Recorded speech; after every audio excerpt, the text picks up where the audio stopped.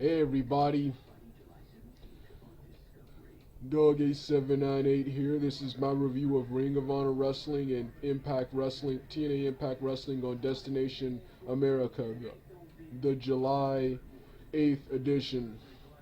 The July 8th edition. TNA is about to go off. There's 7 more minutes left of the encore presentation, and I must say, this was surprisingly an awesome night of wrestling.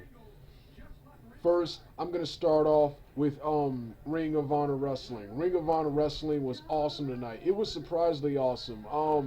Since the when I read up the matches that were announced for tonight on TNAWrestlingNews.com, it didn't sound like it was gonna be a good show because the Bullet Club members and the Briscoe brothers and the Addiction were not on this show. However, I think his name is Takashi Morishima, a Japanese pro wrestler, wrestled Ring of Honor wrestler Dalton Castle.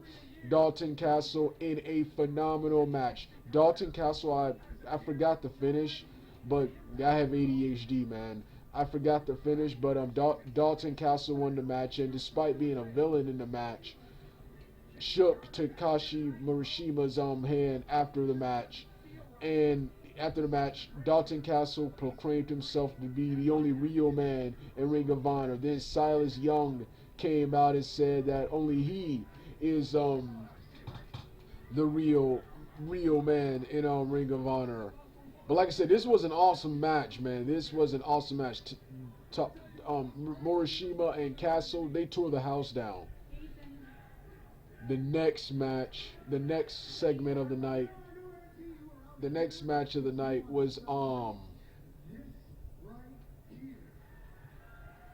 yeah, the next segment had I think the next segment was yeah, the next segment was the contract signing between Jay Lethal and Roderick Strong for the I think the for the upcoming Ring of Honor Internet pay-per-view. I forgot what it's called.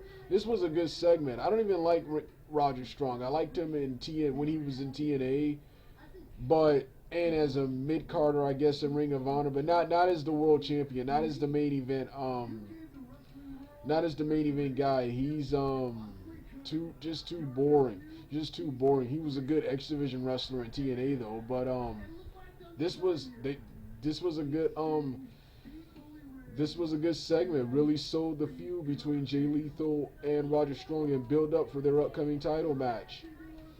The next match of the night, match of the night was this right here was awesome. This was the Kingdom led by Maria Kalunas, Mike Bennett, Adam Page, Adam Mike Bennett, Adam Page, and Adam Cole versus versus oh yeah, versus Bobby Shields, I think is his name, Bobby Shields, and what was the other guy's name was yeah, well, anyway, the Red Dragon. I often forget their names, but this new badass tag team, the Red Dragon, and the newly reformed Michael Elgin in an awesome six-man tag team match. In an awesome six-man tag team match. No, not Adam Page. Matt Taven. Matt Taven and his team pick up the win and shake hands after the match. I forgot the finish, but like I said, this was an awesome night for Ring of Honor. I am a huge fan of this current Ring of Honor.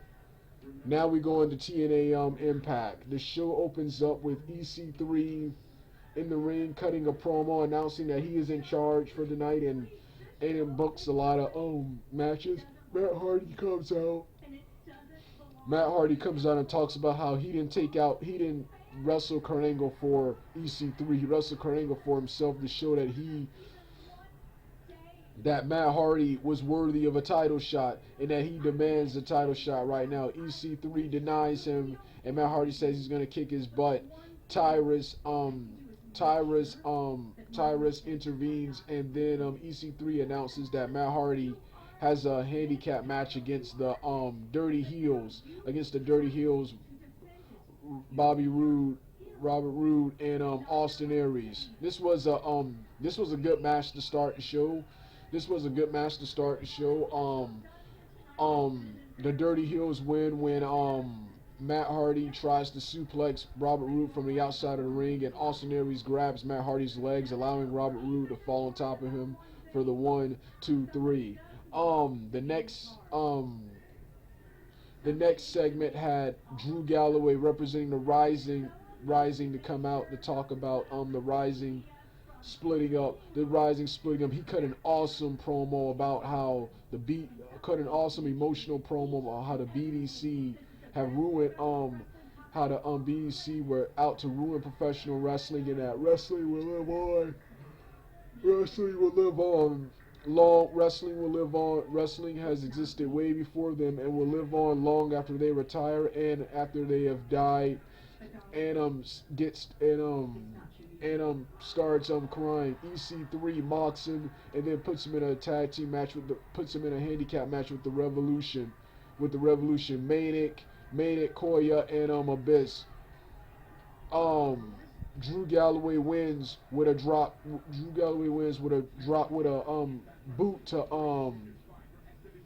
With a boot to Manic's face. This was like I said, this was another good match. The promo for the match was awesome. This was a good story-filled Impact. Not as much wrestling as I wanted, but a good story-filled Impact.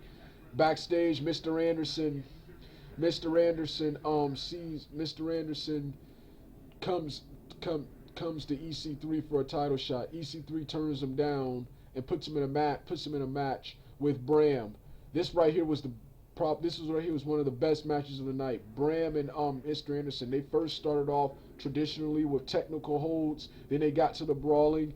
Bram wins when Mr. Anderson wins when Bram gets himself disqualified by throwing a chair at Mr.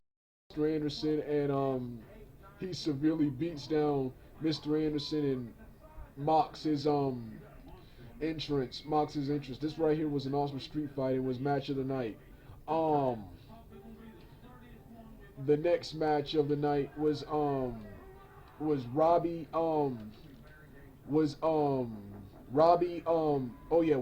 the street fight between Robbie E and Jesse Goddard. Once again, just like the Slammiversary match, another awesome match. This right here was an awesome street fight. Robbie E hit a Russian leg sweep like Raven, in the Sandman, hit a Russian leg sweep with the kendo stick. Jesse Goddard's powerbomb Robbie E through some chairs, and then finished the match with a